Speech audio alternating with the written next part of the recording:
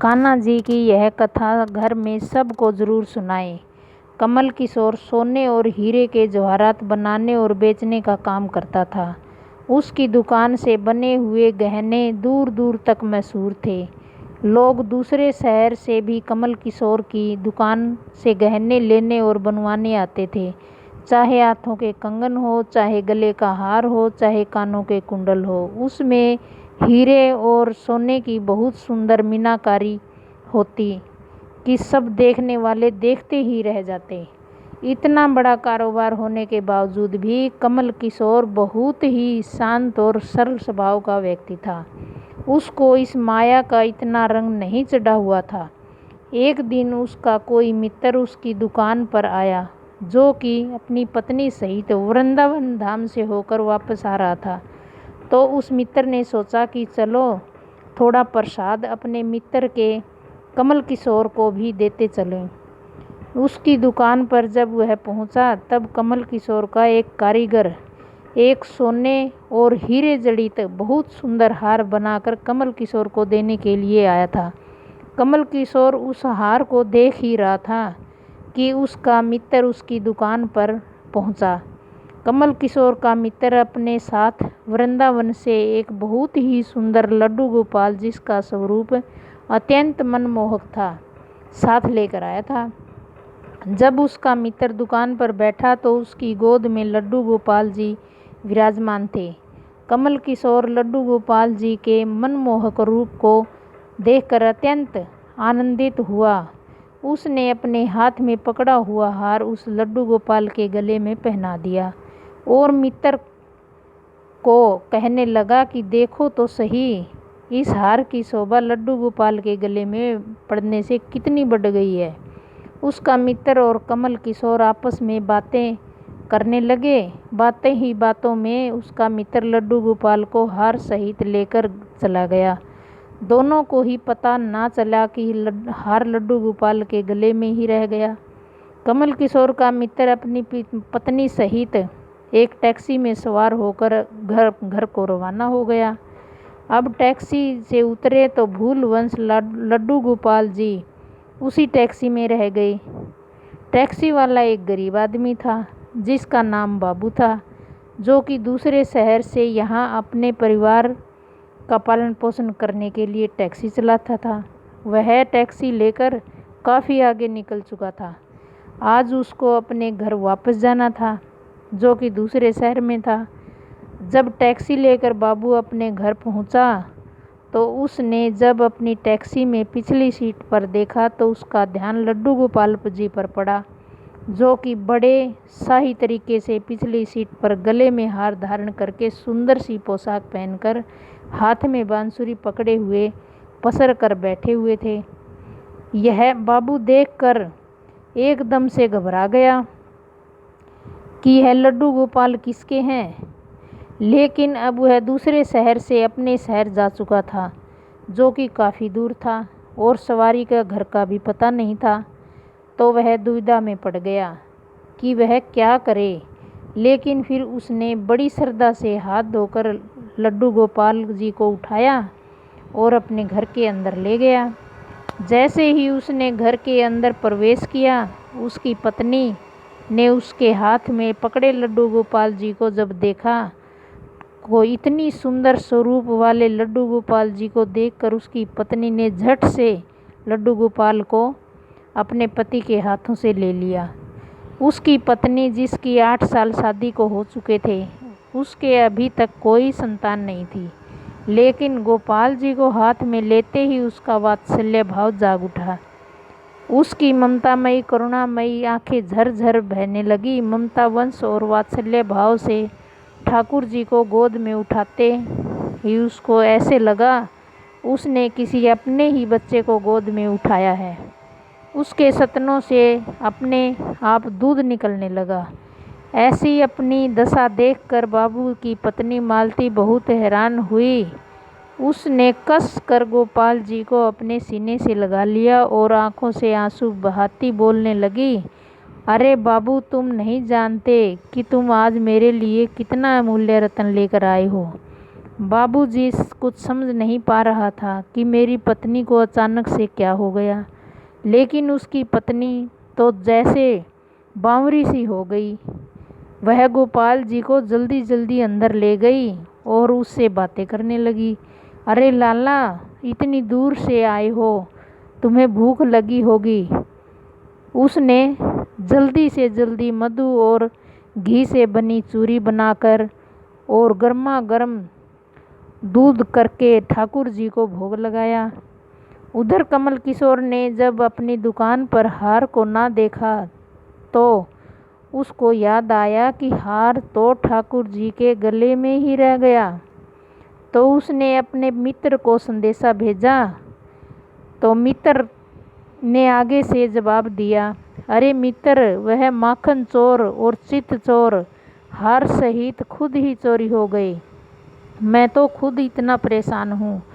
कमल किशोर अब थोड़ा सा और परेशान हो गया कि इतना कीमती हार ना जाने कहाँ चला गया। मुझे तो लाखों का नुकसान हो गया।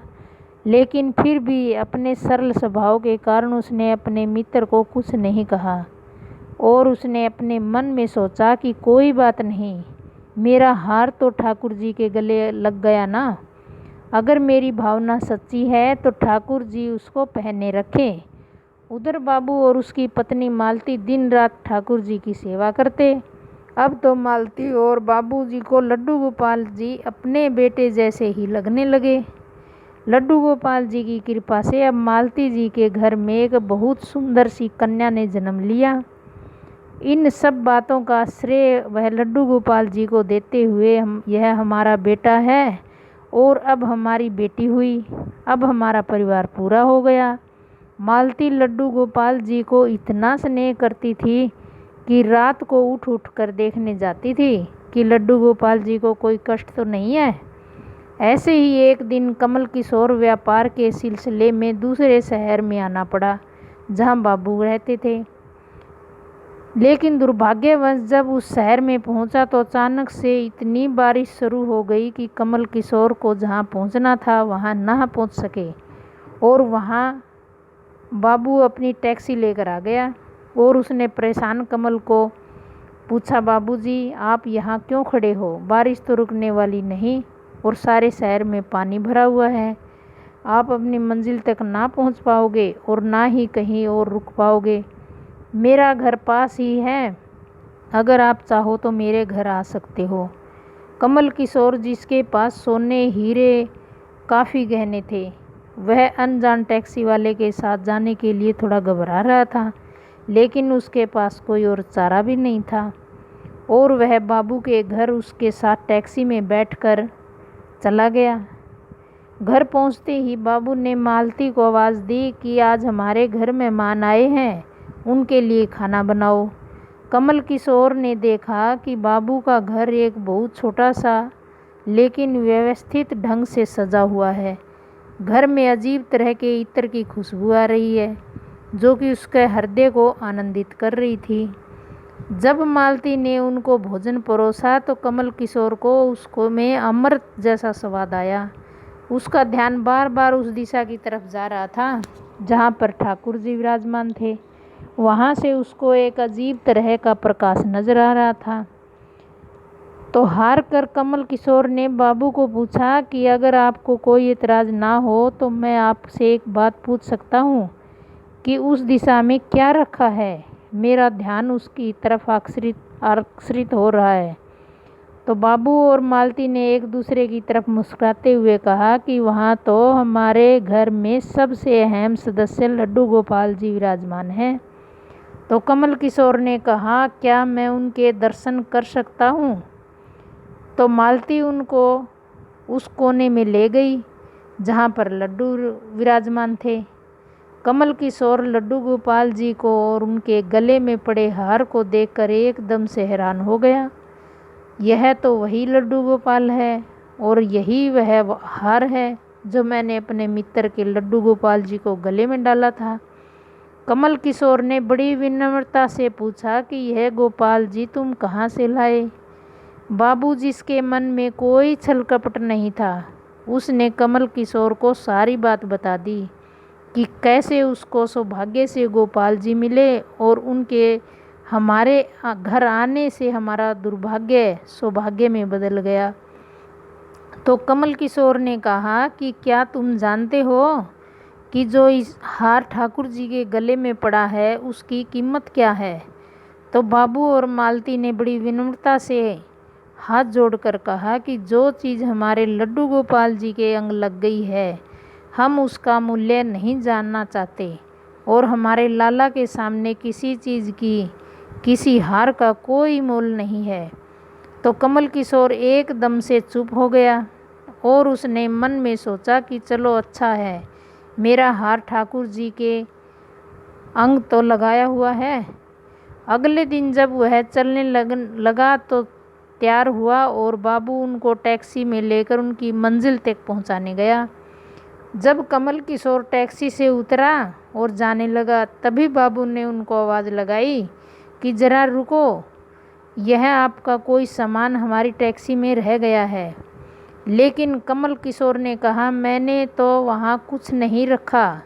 लेकिन बाबू ने कहा कि यह बैग तो आपका ही है। जब कमल किशोर ने उसको खोल कर देखा तो उसमें बहुत सारे पैसे थे। कमल किशोर एकदम से हक्का बक्का रह गया कि यह तो इतने पैसे हैं जितने की उस हार की कीमत है। उसकी आंखों में आंसू आ गए।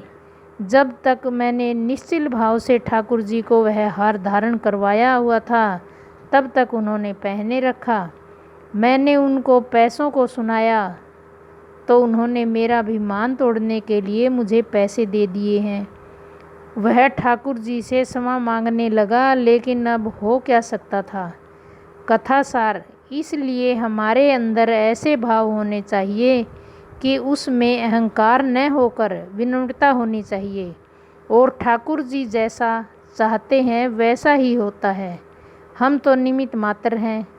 कौन ठाकुर जी को वृंदावन से लाया और किसके घर आकर विराजमान हुए, यह सब ठाकुर जी की लीला है। जिसके घर रहना है, जिसके घर सेवा लेनी है, यह सभी जानते हैं। हम लोग तो निमित्त मात्र हैं, बस हमारे भाव शुद्ध होने चाहिए। ठाकुर जी को बड़े बड़े पकवान नहीं बल्कि भाव से खिलाई छोटी से छोटी चीज़ को भी ग्रहण कर लेते हैं। आपसे अनुरोध करती हूँ कि जितना हो सके इस कथा को आगे बढ़ाने की कृपा करें। जय श्री कृष्ण।